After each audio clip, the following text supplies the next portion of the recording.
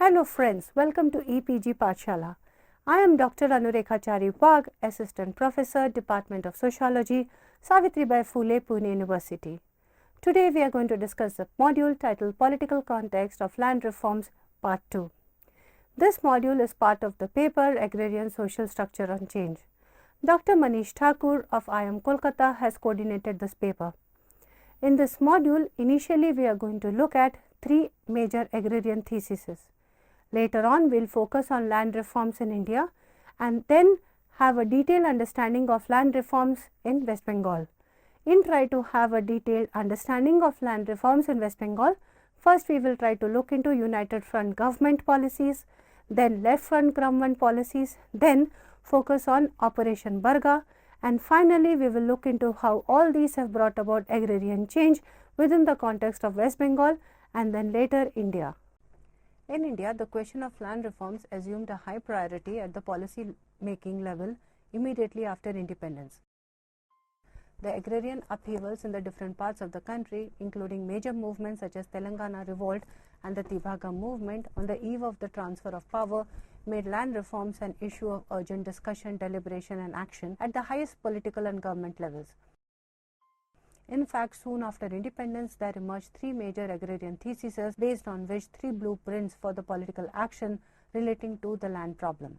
Three major agrarian theses. In 1949, the Congress Agrarian Reforms Committee, a high-level body appointed by the President of the Indian National Congress, released its report which presented an analysis of the agrarian problem in India and also a program of land reforms within the parliamentary democracy framework. This report was a major policy document which provided the guiding principles for agrarian policy to be followed by the Congress government in the country. In 1948, the Communist Party of India (CPI) adopted a new political thesis at its second Congress at Calcutta, which put forward the slogan of land to the tiller and strategy of militant mobilization of the peasants for an agrarian revolution. The basic thesis was further elaborated in a major policy document titled On the Agrarian Question in India in the same year.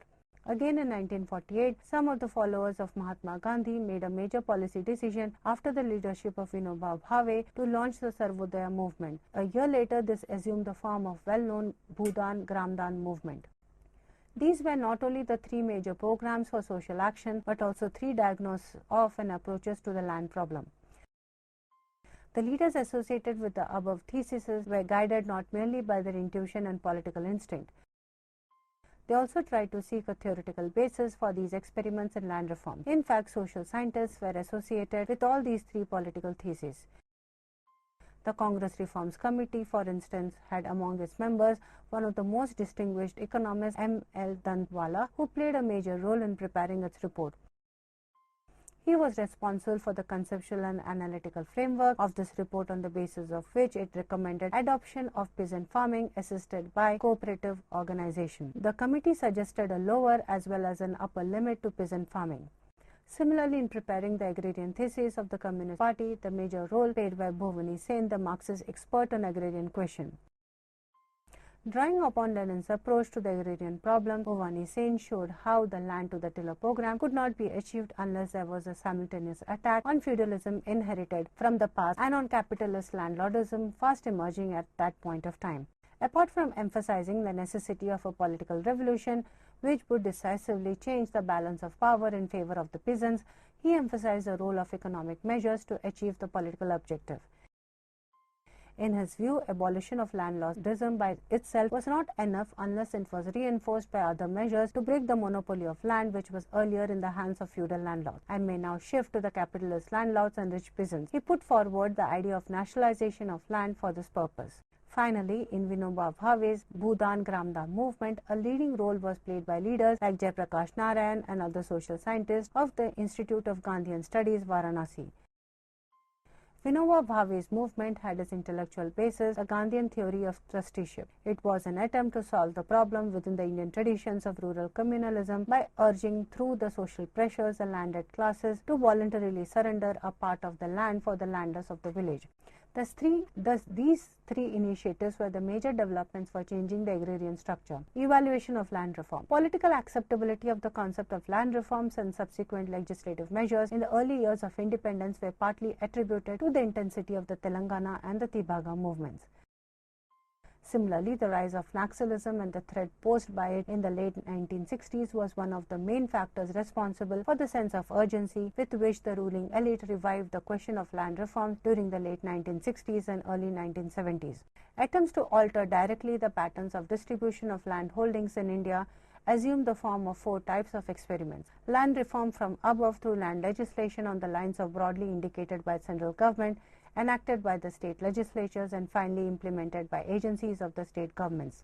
Land reforms through militant peasant action from below, as in the case mainly of Telangana and Naxalbari movements, and also to some extent the case of land grab movement. Land reform through legislative enactments from above combined with peasant mobilization from below, as in the case of controlled land seizure in West Bengal United Front regime and of the production of poor peasants in Kerala under the Congress supported by the CPI ministry, formed the third intervention. Fourth, land reform from below through persuasion of landlords and peaceful pressures by the peasants, as in the case of Bhudan and Gramdan. While all the four experiments took place in different regions and states, the first one, that is land reforms from above, was a process that took place in almost all the states. Therefore, state-initiated land reforms are believed to have been unsuccessful in getting the land to the poor in India, with some exceptions such as West Bengal. However, few studies suggest that much more redistribution has taken place than it is often assumed in Bihar, Rajasthan, Andhra Pradesh and Karnataka. Scholars like Daniel Thorner argue that it is not merely how much land has been redistributed, but one is to see the perceptible change that has happened due to land reforms. In his book, The Agrarian Prospects in India, he suggests that if one were to evaluate land reforms, it will have to be done in terms of the areas with least change, some perceptible change, and areas of great change. Thorner locates Kashmir and Andhra as the areas of great change.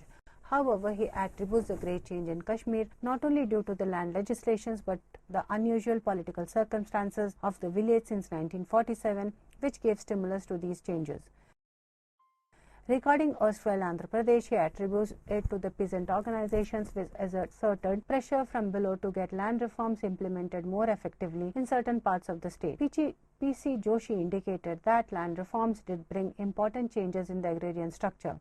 He gives instances such as practice of forced labor, of begari and illegal extractions, social tyranny and non-economic compulsions in employment, especially in ex-zamindari and jagirdari areas, have undergone change. As land reforms in West Bengal are considered to be more successful, an attempt is made here to analyze the process in order to understand the implications of it for the entire country. Land reforms in West Bengal. The old Bengal presidency and later on West Bengal since 1947 suffered from agricultural stagnation for about a century from 1881 to 1981. In the pre-World War days, cheap rice used to be imported from Burma to meet the deficit. In 1943, there was terrible famine during which between 3 and 4 million people died of starvation and hunger.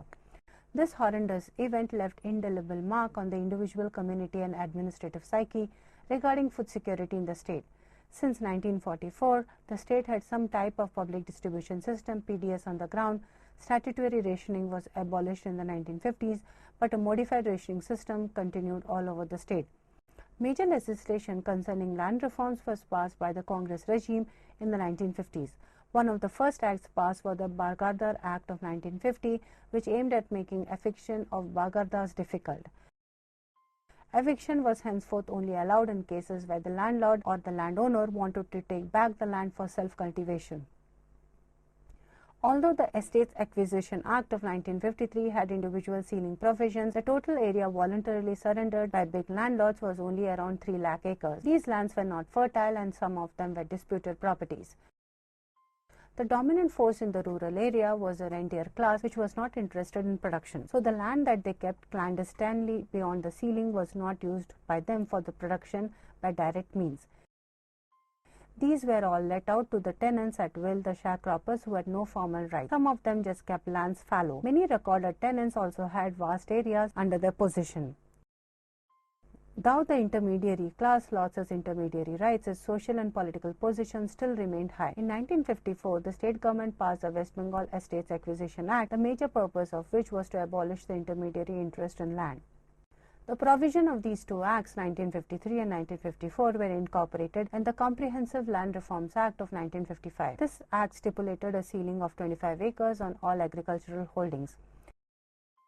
Concerning the Bagardas, the Act stipulated that these were entitled to 60% of the crop if they contributed both labor and inputs. In most places, the tradition was for the Bagardas to receive only 50%. The reason why no systematic effort was made to raise production during these years kept implementing some of the All India schemes of the central government had to be found in the antiquated production relations in the agrarian sector. Zamindari and all forms of intermediary tenure were abolished in 1955. Those who were recorded as settled or occupancy tenants and their under-tenants became proprietors of land under the state. But the erstwhile landed aristocrats still continue to have control over huge areas of agricultural land which retained through various devious means, particularly through Benami transactions. The land reforms passed in favor of the Bagardas in reality worked contrary to the purpose for which they were intended. The period following the first act of 1950 witnessed large-scale evictions of Bagardas. Most of these had no written contract, and in collaboration with the land reform administration, the local police, it was quite easy for the landowners to deny the Bagardas their rights. Even though in most cases the landowners did not resume the land for self-cultivation but hired agricultural laborers, the Bagardas were helpless, as few of them had access to or could afford to hire lawyers to defend the right. The result was a significant increase in the percentage of agricultural laborers during the 1950s and 1960s. Though all the political parties, particularly the left, had always been very sensitive to the food issue, the entire nation was on public distribution of food, grains, rice and wheat rather than on production of food. With the deteriorating food situation in the mid-1960s in eastern India, statutory rationing was reintroduced in Kolkata metropolitan area and in industrial towns. In the popular mind, it was always thought that it was the obligation of the centre to arrange supply of food grains for the public distribution either by importing food from abroad or by procurement from other states. In fact, from the mid-1960s, the state lived from ship to mouth under PL 480 regime. Challenged by the frequent threat of disruption of supply to the rationing system, the then Chief Minister P.C. Sen took drastic measures for compulsory levy and procurement of rice on surplus farmers and rice mills. In 1966-67, 6 lakh tons of rice was procured to build a fallback stock position for the statutory rationing system. This measure made P.C. Sen and the ruling Congress party very unpopular with the rural farming communities, which voted the Congress out of power in 1967 general election. The first non-Congress United Front of 1967, which had some leftist parties in coalition, took a soft line on procurement and practically gave it up to appease the middle and upper peasantry. United Front 1967. When the first United Front of government came to power in February 1967, the countryside in West Bengal was seething with agrarian discontent. The first arrow of the militant and Naxalbari movement was shot in that village soon after the new government assumed power. Hare Krishna Konad, the charismatic peasant leader who became the revenue minister, tried to dissuade the breakaway group of CPI-M from taking to violence. He failed. Though ceiling provision were introduced in 1955, only 3 lakh acres of land was vested by 1967. This was all surrendered land of big landlords. It was common knowledge that the landed gentry still controlled huge chunks of agricultural land way beyond the ceiling through various devious means. They had well-crafted documents to show that they did not possess any land above the ceiling. These documents could be disproved only overwhelming oral evidence of direct witnesses like sharecroppers, agricultural workers, and other categories of rural workers who directly worked under the real owners and not under the nominal title holders. The massive quasi-judicial campaign was launched to unearth clandestinely held hand strictly according to law and established procedures. By 1917, in less than 3 years, about 1 million acres of fertile agricultural land vested in the state. It had some important side effects which should be mentioned. The poor peasantry participated in the quasi-judicial proceedings in large numbers as witnesses. They found that it yielded results. It also realized that violence had created only terror but produced no land for redistribution. they had repose faced in the peaceful collective action, eschewing the path of militancy. The Naxal movement in rural areas faded away. The second important effect was the weakening of the rentier class and landed gentry. It broke the backbone of this parasitic class who lost their social, economic and political dominance over rural Bengal. The space they vacated was gradually occupied by the middle and upper peasantry who were productive agents. West Bengal, however, was among the poorest states in India. Statistics showed that the percentage of rural population living below poverty line increased from 40% to 66% during the period 1960 to 61 to 1973 to 74. By the mid-1970s, West Bengal recorded the highest percentage of poor in India. The NSS data from 1971-72 estimated that 18.7% of the operated area was under tenancy, primarily sharecropping. The number of Baghardas is officially given as 2 million, but even official estimates vary. The NSS from 1971-72 shows that it is primarily the landless 13% and marginal farm households with less than 2.5 acres 72% who cultivate land on a Barga basis. One of the major reforms within the reformative development strategies of West Bengal government since 1977 has been an improvement in the condition of the Baghardas. The situation of the Baghardas further improved legally with an amendment passed in 1971. According to this amendment, Baghardas contributing both inputs and labor were now entitled to 75% of the crop, while those not paying inputs were to receive 50% of the produce. The traditional share in such cases was 1/3. The 1971 amendment also made sharecropping hereditary. It also required that the landowner to issue a receipt in favor of the sharecropper against the crop handed over to him. There was never a serious attempt to try to implement the provisions in the law which stipulated that the Baghdadar were to receive 60% and later a 75% of the crop. Following the Estates Acquisition Act and the Land Reform Act, surplus land was appropriated by the government for distribution among the landlords. Land distribution has been quite successful. Nevertheless, it has not been possible to distribute all the appropriated land as the landowners have fought the legislation both illegally through intimidation and legally through the court. Thus, it is estimated that approximately 1,80,000 acres of land are vested in the government and cannot be distributed because of pending court cases. In 1977 elections, Left Front government came to power. Left Front government 1977 and Operation Barga. When the Left Front government came to power in 1977, they had to urgently give attention to the plight of sharecroppers who had suffered badly during the previous regime. Beno Chaudhary, another famous peasant leader, became the land reforms minister. Once he agreed to accept Paulo Aires's concept, that is the process of conscientization, which was followed by action. In one such conscientization camp, Sambul Tudu, a tribal sharecropper activist who suffered imprisonment of 4.5 years without trial, gave ingredients of the methodology of Operation Barga. He stated that sharecropping did not involve any point of law. It is a verifiable fact. Hence, instead of a sharecropper who did not have a scrap of paper going to the revenue tribunal, why did not the revenue tribunal go to the field and verify the fact in the presence of all sharecroppers and landowners? He suggested reversal of the process followed for about 100 years. The procedure was followed with appropriate modification during Operation Barga during 1978-81 with startling results of the recording of 1.2 million sharecroppers in 3 years.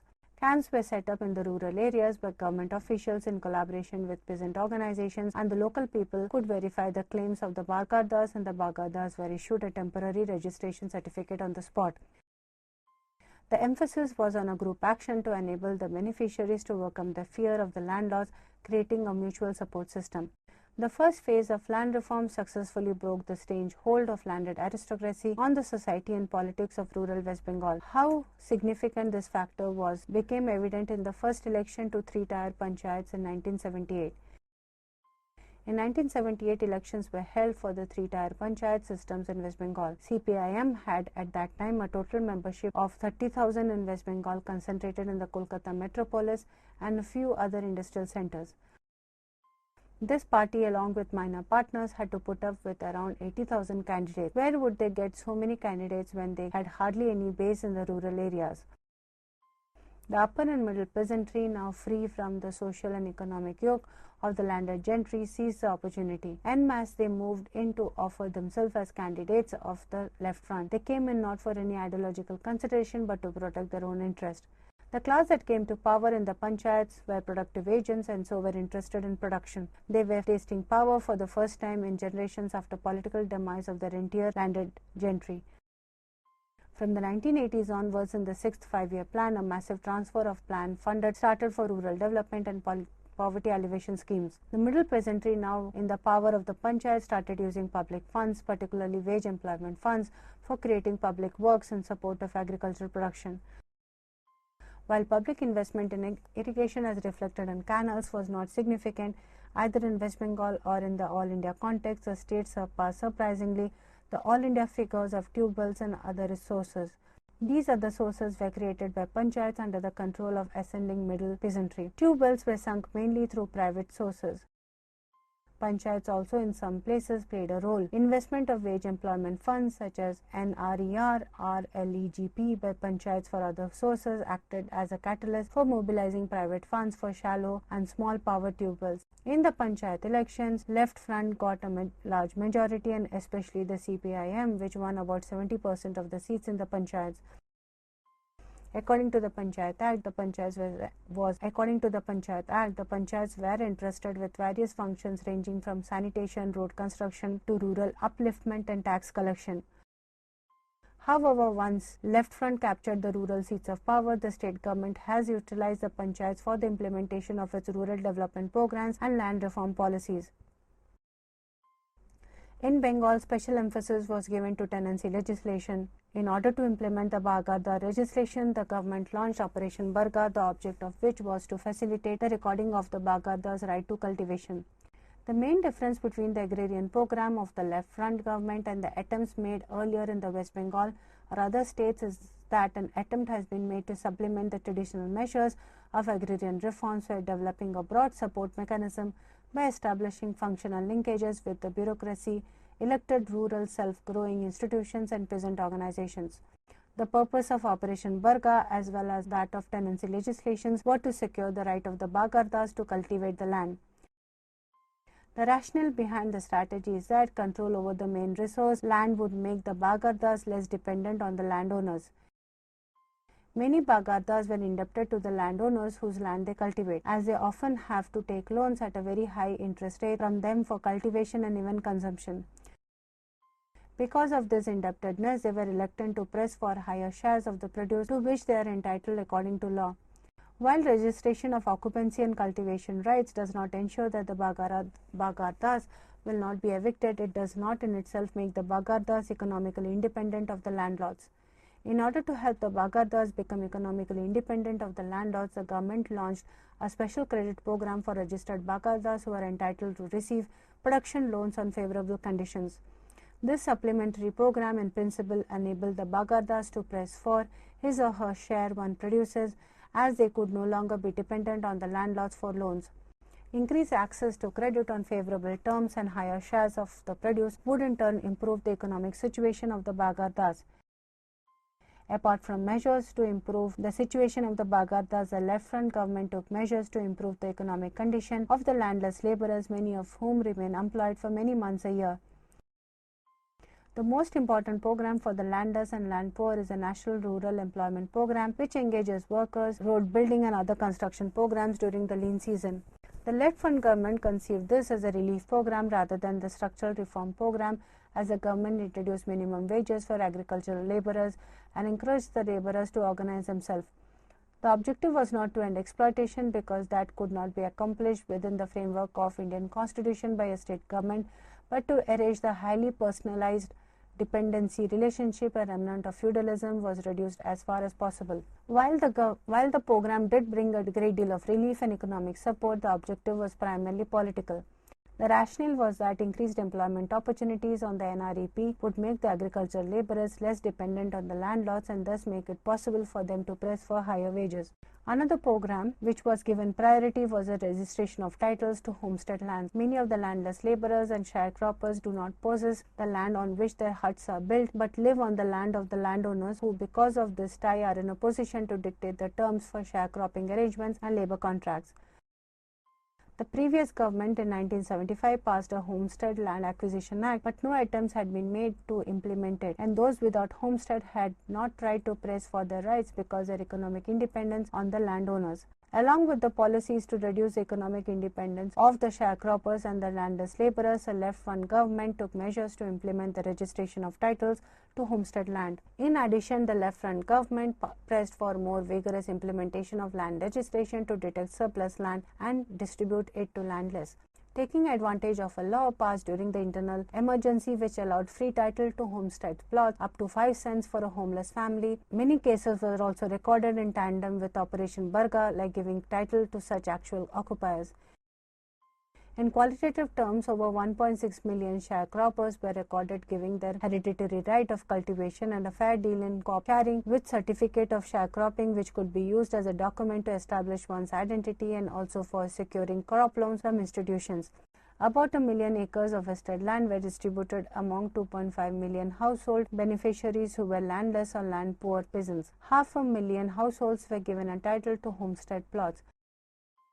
Land reform thus directly benefited a little over 4 million rural households, a significant proportion of the rural population.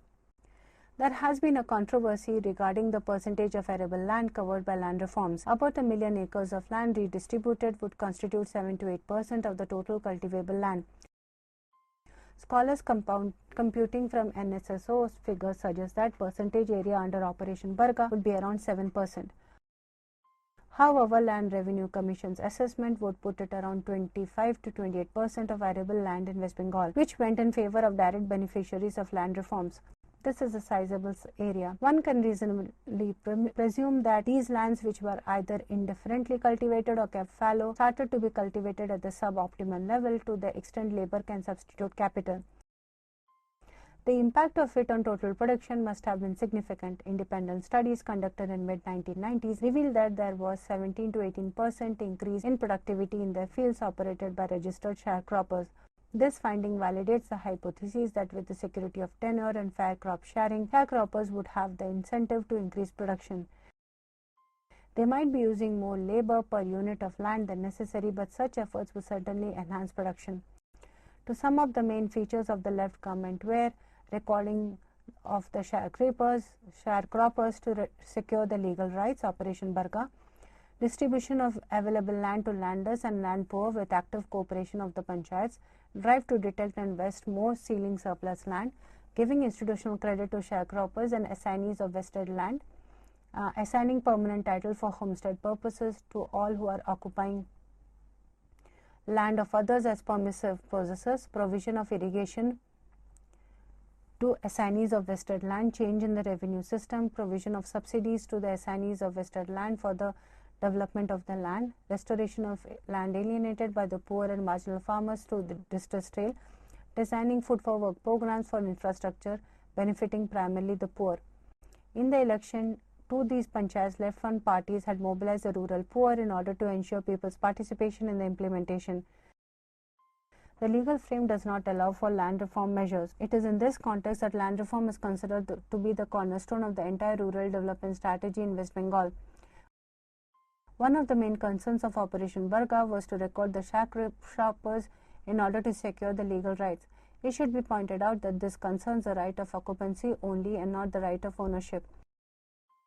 As a supplement to registration, the reform stipulates a reduction in the share of the produce to be paid to the landowner, and recorded sharecroppers are further entitled to a special credit provisions and subsidies. Agrarian change in the 90s and 2000. West Bengal, with a growth of 7% per annum in agricultural value, added more than 2.5 times the national average, which can be described as agricultural success story of the 1980s. Commenting on the land reform story, D. Bandyopadhyay, the then Commissioner of Land Reforms of West Bengal, says that there is no contradiction between some measures of egalitarianism and efficiency. Thus, it is a combination of three factors: redistributive and tenurial reforms, access to non-farm inputs and services necessary for farming, and institutional reforms enabling peasantry to exercise some degree of governmental functions and influence policies. These are essential for successful resource reform to enhance poor peasants' capacity to increase production and reduce poverty. The rate of growth of food grains in West Bengal slackened in the 1990s to 2.39% from 5.15 in 1980 and 1990. Bandyopadhyay argues that 1.6 million or so recorded Bagadas became followers of land they cultivate. The change of status from secure leaseholder to owner would open up possibilities for enhancing production. Secondly, acute fragmentation of holding has become a major constraint to intensive use of electromechanical appliances and even biomedical technology in some cases. Without consolidation of landholding, a major breakthrough can be made. Thirdly, insufficiency of institutional credit in rural areas is seriously impeding growth of agriculture in the state. Left-front government failed to provide a cooperative credit supply system at large for the last 2 decades, 1990s and 2000. Hence, new breed of unlicensed shahukars emerged who lends at ₹5 per 100 per month, which amounts to 16% interest per annum. However, West Bengal's unique achievement indicates that with an appropriate mix of changes in agrarian relations, institutional reforms and technology, higher productivity and improved livelihood options can be accomplished for the peasants. Student friends, in conclusion to this module, we could see that the module focused on Operation Barga, especially about how this whole operation has really brought about a change within the agrarian social structure. Further, in this module, we also looked into the land reforms, especially try to understand the idea of land reforms and related it to the need for structural reforms to poverty alleviation. Further, in conclusion, we have really understood about how land poor and especially in terms of the issues of sharecroppers need to be addressed by the larger discourse of land reforms, which is really not done so. Thank you.